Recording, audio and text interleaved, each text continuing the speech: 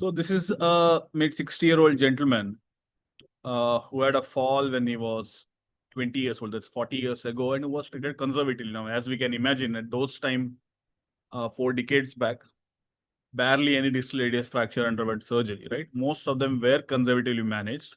So is the case even today. Now, if you take overall uh, survey of how orthopedic surgeons would treat distal radius, I would say most of them would do it conservatively for most of the fractures. Yes, there are a few indications of surgical intervention, which are, of course, gathered too. But across the board, I would say 50 to 60% of the fractures are treated conservatively. Now, this was treated conservatively. He was doing all about his business all these years. Now he's not actually come for a wrist problem. He's come for some other issue in which time the wrist deformity was noted and an X-ray was taken, right? So looking at the X-ray, we may all feel this is very horrible and something needs to be done. But this is what the patient's functional movements were. So it's not always that the radiology tells us what needs to be done. Now, that's true in most areas in orthopedics, but very, very applicable for a distal radius where the radiology and the functions may not mimic each other whatsoever. The X-ray may be brilliant, but the patient may do poor functionally and vice versa, right? For example, in this case. So in this case, do we really want to touch him for cosmetic purpose? The answer is no, because functionally he has near normal movements as what one can expect.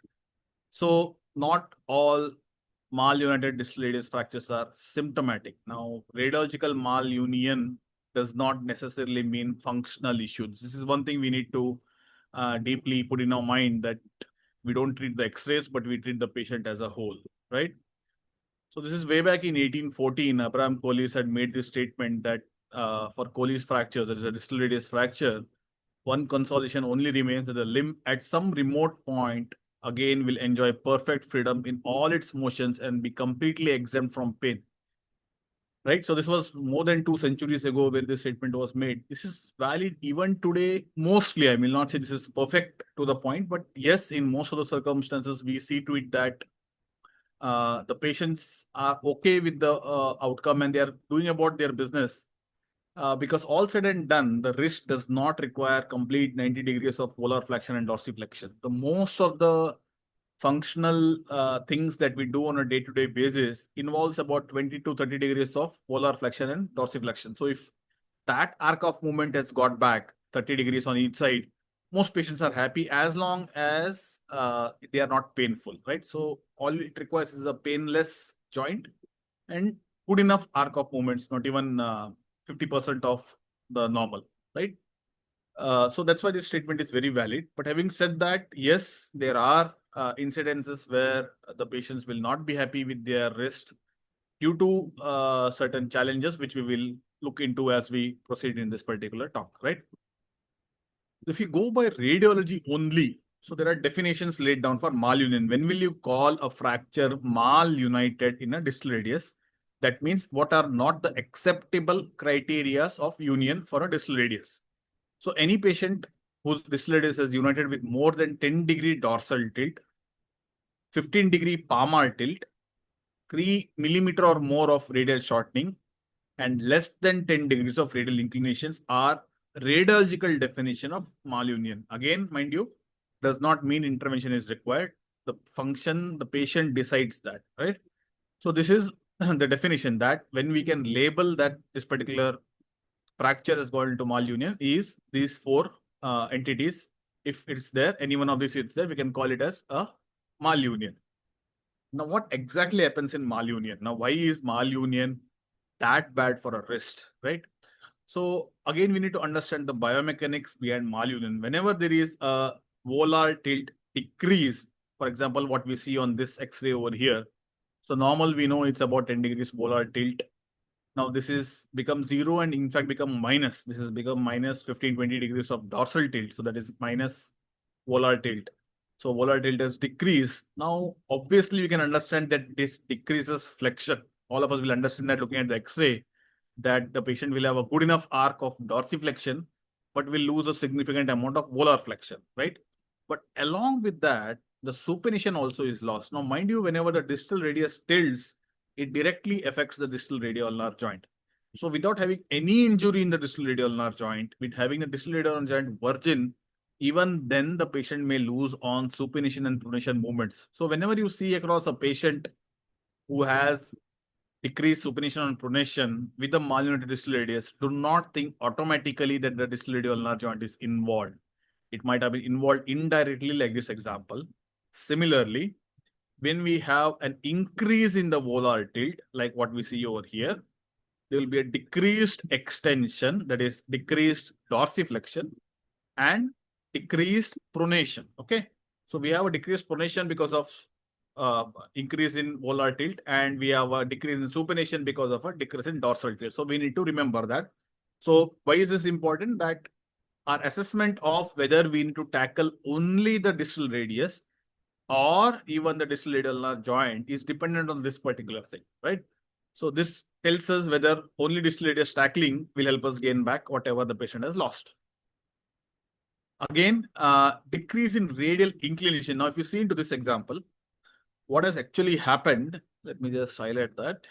What has actually happened is the inclination of the radius, which is about 20 to 22 degrees, is lost. So this has become nearly neutral, right? So once the patient, of course, this patient also has other problems like a positive ulnar variance and all those issues. But if this patient also, if it's the only complaint this patient may have is weakness of grip, right? Why does that happen? When we have an inclination, radial inclination reduced, the tendons are now, they become lax. And because of that, they may have weakness of the grip, okay? So this may be the only presenting symptom. So do not neglect this symptom that this will improve with physiotherapy. No amount of physiotherapy is going to change the bony malunion that has already occurred. So if the patient is really bothered or if it is troubling his functions, it makes sense to go and correct the inclination so that the patient gets back the grip strength. So that's regarding the definition and biomechanics. Now, regarding imaging, what do we do? And of course, we would get PA, oblique, and lateral views. I'm sorry for the error. It is not an AP. It's a PA view that we always get in the wrist. You also get an oblique view and a lateral view. But more critically, always get the opposite side X-ray if it is not involved. Okay, if the patient did not have any injury on that side, it is worthwhile getting the opposite side imaging because the normal alignment has a wide range in patients. Okay, so some patients can have a -2 mm of ulnar variance. Some patients it may be neutral. Some patients can even have a positive ulnar variance as normal, right? So patient has been living with that. So we can't just randomly think that the 22 degrees of inclination, the 10 degrees of volar tilt, everything is constant in all the patients.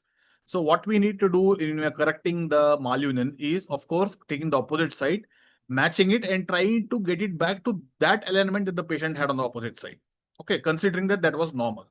Okay, so always get an opposite side, same axis, that is a PA, oblique and lateral, so that intra-op, we can try to restore this anatomy to that particular indices that we get.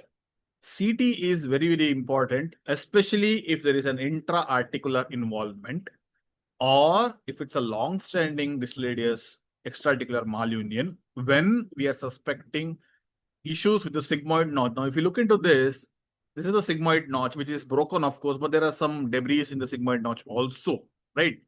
If whether the sigmoid notch is arthritic or not. Why is this important? Now, if the sigmoid notch is involved in arthritic long-standing cases we're talking of, then it makes more sense to tackle with the distal radial ulnar joint. The sigmoid notch is not involved, then all we need to take care of the malunion of the radius without bothering what is happening on the distal radial ulnar joint or the ulnar. Okay. MRI is not oftenly done, but if you are suspecting something like a TFCC tear in these patients who are having ulnar styloid issues or a TFCC tear, then we may get an MRI to see if there is a pre-existing issue there also, so that when we are tackling distal radius, we can tackle even that in the same group. But otherwise, routinely, it's not done. Okay.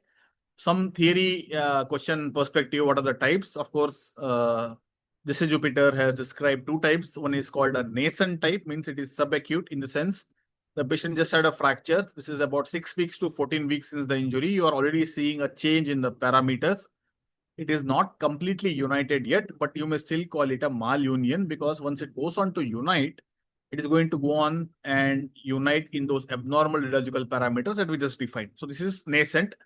This is 6 to 14 weeks from injury, and all the fracture planes are still present. They are uniting, but they are still present. So this is the best time to intervene, and it is going to give a very easy surgical access because you can recreate the fracture and then get it back to whatever alignment that one so desires, right? And then we have an established malunion, which is also called a mature malunion. This is once the fracture has healed. So it may be about 4 to 5 months or more down the line. And by this time, you will not be able to see any fracture lines. So this is an established, also called as a mature malunion. Okay. There are also other ways of classifying the same. Of course, we have the dorsal angulated type and the volar angulated type. We can also call it extra-articular type or intra-articular type or a combined type. So we have an extra-articular malunion over here. We have an intra-articular only malunion over here.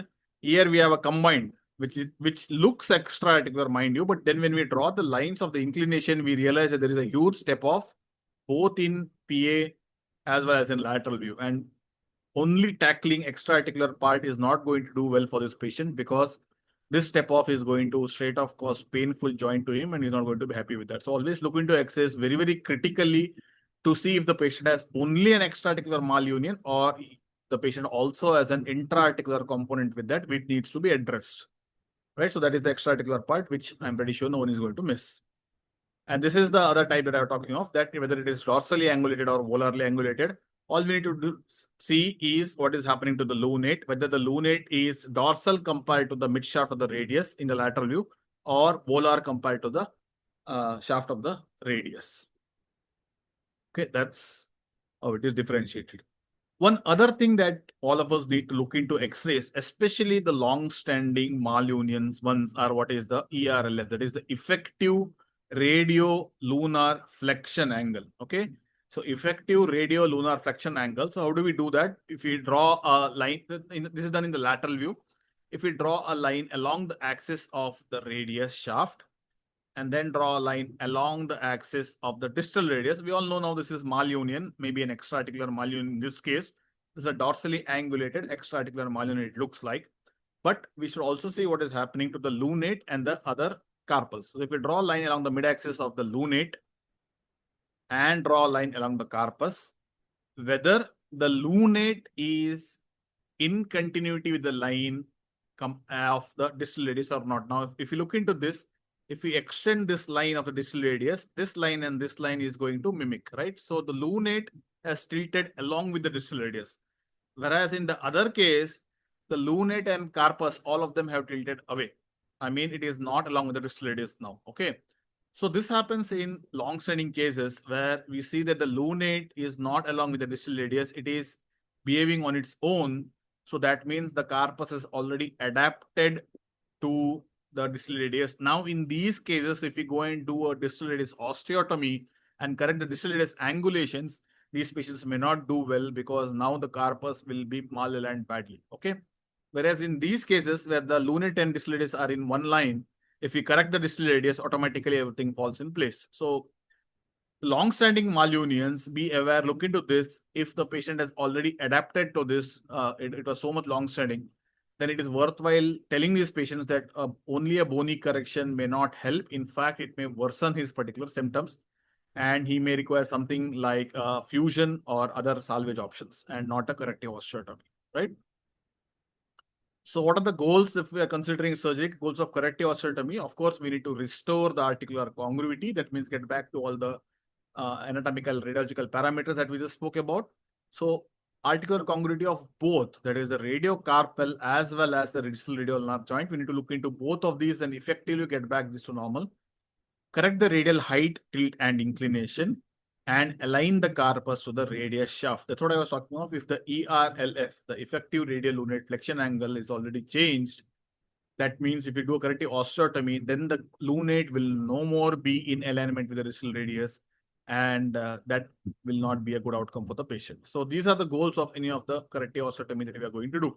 Of course, there are two ways. Like any other bone, we can do an opening wedge osteotomy or a closing wedge osteotomy. Both were done, but now what has been proved is that opening wedge osteotomy is much, much better than a closing wedge osteotomy. Why? Because mind you, whenever we do a closing wedge osteotomy anywhere in the body, a closing wedge osteotomy reduces the bone length and opening wedge osteotomy increases the bone length, right? So when you're doing a closing wedge osteotomy, and especially in distal radius, we may end up with a positive ulnar variance because the radius becomes short. That means automatically the ulna becomes longer and we end up with a positive ulnar variance, and hence we may require an ulnar shortening procedure also. Now, I'm not telling a closing wedge is bad, but if you're doing that, then we need to be prepared of doing an ulnar shortening osteotomy also, like what we see over here. Ulna also is tackled to shorten this so that the variance is taken care of. Whereas when you do an opening wedge osteotomy, almost in all cases, the DRG will be maintained and nothing needs to be done for the ulna. Okay. So let us just quickly go through some case examples and see how we can use this particular knowledge in the treatment. Now, this was a 25-year-old gentleman. He had a domestic fall and it is only 3 weeks since injury. He was put on a cast elsewhere. Now, you know that the parameters are not great. The inclination is not great, not good. The ulnar tilt is not good. I mean, the volar tilt is not good, right? This is only 3 weeks. So this will fall in the purview of nascent malunion under Justice Jupiter's classification. So this is just nascent, but it needs intervention because if you continue giving cast, it's going to malunite and then it's going to be difficult. But whereas now, although the angles are bad, but the fracture is still malleable, you may still recreate the fracture and use the same planes to get back the correction. Of course, you get done a CT and see what are the things. So like I was talking, sigmoid notch, have a look into this. This needs to be taken care of. And then what we see over here is that it's all dorsally impacted and going out of favor. So of course, this is more of dorsal tilt. So all we need to do is correct that. So we can go dorsal and correct the angulations. Now, as we see, the inclination is good, the variance is good, that ulnar volar tilt is good, and the lunate is in line with the radius shaft. So that's the immediate post-op X-ray and successive follow-up X-rays. The patient gets good movements. Now, this always happens in a nascent malunion, that patient gets back full range of movements because so early in things, it's much easier to tackle. But whereas once it's an established non-union, established malunion, there will be a lot of adhesions and fibrosis, especially of the tendons, which becomes a little difficult to get back complete range of movements and complete strength. Okay. So that was the easy part. If we get any patient in so early in after trauma, it's easy to tackle. Whereas now we are going to tackle more and more difficult cases in this case examples. This is case number 2 is a 48-year-old gentleman who had a 7-month-old injury. And as we can see, this is malunited, again, dorsal type. So this is dorsally angulated. The lunate is not in line with the radius shaft. Okay. Now, again, same principles. What we can see over here is a volar closing wedge osteotomy. Now, this is a little older example when this was done. Same thing, same X-ray. If we are going to tackle it today, then we would definitely prefer a dorsal opening wedge osteotomy. But here a closing wedge osteotomy is done. Not that it is bad, but like I told, intraoperatively, you may require to address the ulna if it causes shortening and if the ulnar variance becomes positive. So here, as we can see, we have created the osteotomy from the volar side and we are ready to close it down on the volar side. We can use the plate as a device to reduce the osteotomy, to close down the osteotomy. So what we need to do is how much our angulation dorsally it is. So here what we have lost is we have lost the 15 degrees of volar tilt, and then dorsally it has angled about 10 degrees. So it's about 25 degrees of correction we need. So we can keep the plate off the metaphysis diaphysis bone by about 20 to 25 degrees, fix all the distal part of the screws through the plate, and then once we jack the plate down and put in a cortical screw, or we can use a clamp to hold the plate against the bone, we can see a nice correction with a proper restoration of the ulnar tilt. And all we need to do is now fix it proximally. So we can use the implant to help us to understand how much to achieve correction, right? This is the immediate post-op X-ray and successive follow-up X-rays. This patient did extremely well again. What you need, like I told, look into the distal radial ulnar joint. There is no positive variant, that is fine. Otherwise, we may require to do an ulnar osteotomy also. This patient had near complete range of movement, some lag in dorsiflexion, but complete volar flexion, which is what was anticipated. but the patient had some prominence of his implant on the volar side, and hence the implant had to be removed. And this is his X-ray after the implant removal. What you can see is nice particular inclination, good variance, ulnar tilt is good, lunate is in line with the radius. Even this is about 2-year follow-up X-ray, and the patient is back with his good functions, right? So moving from little easier to a little more difficult scenario now. This is a 28-year-old gentleman, and as you can clearly see, this is an intra-articular malunion. There is no extra-articular problems. If you look into it critically, the inclination may look good, variance looks good, the tilt also looks good, but you can clearly see an impacted articular surface with the lunate now dipping down into that impaction. So this is an intra-articular malunion, which are difficult to treat. Now this is relatively nascent. So this is still fall under nascent definition, because nascent is from 3 weeks to 14 weeks. So whenever we have an intra-articular malunion, the only intra-articular I'm talking of, not an intra-articular with an extra-articular. When we have an intra-articular malunion only, the decision making depends on whether we want to go a volar approach or we want to go a dorsal approach. Mind you, a volar approach, it is easier to look into the articular surface. I mean, a dorsal approach, it is easier to look into the articular surface. Whereas a volar approach, it is a little difficult because orthotomy is a little difficult. Okay. But in examples like these, right, where we can see an entire rim of the volar side of the distal radius like a window, which we can open and have a look, it is much easier. So if you see, there is a rim of bone here, which was fractured, which you can open out now like a trapdoor, have a look into the articular surface, reduce it back to where it belongs, and then close the rim and pack it. We can go volar in these cases only. Okay. So that was what was done. The entire rim was opened, packed it back, and then held it provisionally with the wire and fixed it with the plate. So now you can see a nice restoration of the arc. That impacted fragment, which was lying a little depressed, that has been elevated now, and the arc is back. All other parameters patient already had, the inclination and the tilt. So not much concern regarding that. This is the immediate post-op X-ray, and these are the successive X-rays. And the patient gets good range of movements, even in an intra-articular malunion, provided it's nascent. Okay. Now we are going to much more difficult problem, which is an isolated intra-articular malunion, but this is a established malunion or a mature malunion. So this is already 9 months. He was taking Ayurvedic treatment for fractured distal radius and undergone massage and splints, various different form of splints. Okay. So there is no hesitation in labeling this as a malunion, and the patient is now having very difficulty in range of movements. Also a lot of pain, because as we can see, the lunate is now dipped down. Every time he tries to move, there is pain, right? So of course, getting a CT and appreciating what is happening. Luckily, the sigmoid knot is not involved. It's all dorsal. The rim is dorsal. The inclination also is dorsal. Right. So what needs to be done is, again, go inside, raise the flap, and look into the joint and elevate the joint. So dorsally, as we told, it's very easy to look into the joint, get back the arc, and do a dorsal closing with opening with osteotomy to get back the arc, and use the plate as a reduction tool, like what was described before. Right. Whenever you do a dorsal osteotomy, or whenever you use a dorsal approach for a distal radius, there are multiple things that we need to look into. One is, of course, the implant that you choose. It has to be a low profile implant, which allows us to put these screws, because if the screw head is prominent or the implant is sharp, or if the implant is high profile implant, then we can have attritional ruptures of the extensor pollicis longus tendon, which runs cross at that particular area. Right. So this is the extensor pollicis longus, which over a period of time, not intra-op, mind you, it may damage intra-op, of course, if you're not careful when we do the surgery. But over a period of time, every time the patient moves the thumb, because of rubbing of this particular tendon on the plate, it may damage. Okay. So that should not happen.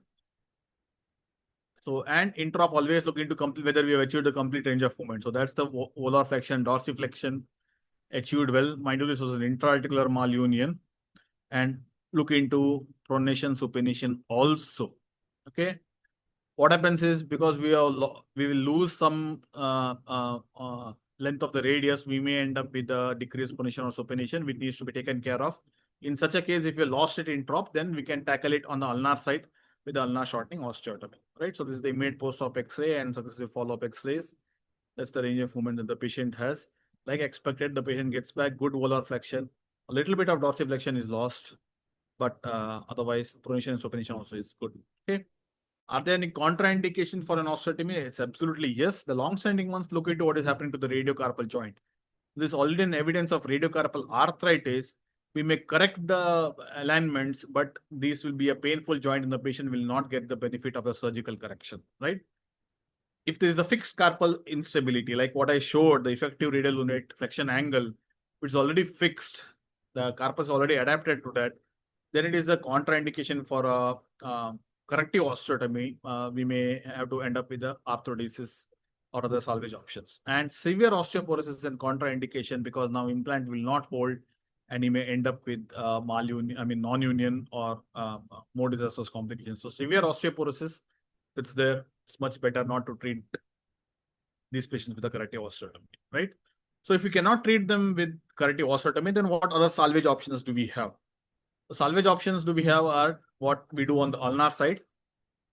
So we can do the Derek's or Sarcophagenes procedure. But mind you, this is done for only a specific purpose. Number one, it should be done for a patient who had long standing problems and this particular entity. Now, if you look into this patient, this is a 60-plus-year-old lady who had a painful wrist every time she moves her wrist. She has a decent range of flexion and extension in the sense volar flexion and dorsiflexion. But whenever she tries to do a radial deviation, what happens is whenever she does a radial deviation, the lunate hits against the ulna. Whenever she does an ulnar deviation, the lunate is back articulating with the radius, so she's happy. Okay. So again, mind you, why is this important? This is because now the lunate and the other carpus are all in one line. So this is already adapted. So corrective osteotomy in this case will not do good. Our biggest problem is of impingement of the lunate on the ulna whenever she tries to move anything on the radial side.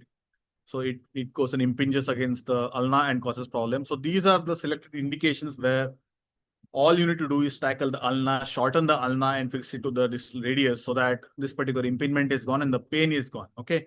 Because in these patients, if we don't identify this and try to correct it with the corrective osteotomy, then since the carpus is already adapted, the lunate is no more going to be in line with the radius shaft and may end up in a bigger problem, right? So all it requires to be done is, this is a Saukapanji procedure where what is done is you create a pseudo joint. So take off a piece of bone, create a pseudo joint over here and put in a screw or fix the distal most part of ulna to the radius.